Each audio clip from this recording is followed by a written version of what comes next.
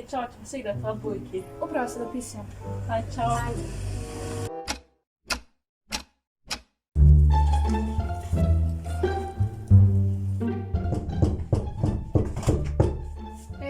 Još ćemo se vozati biciklom. Ne mogu sad, snimam za TikTok. Dobro, čao. Ćao.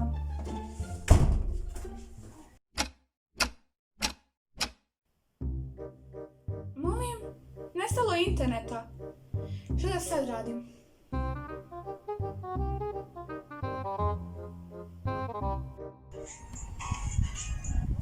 Ej, Hoćeš da se družimo? ne mogu sad igram se sa prijateljom. Hajde, dobro. Ćao.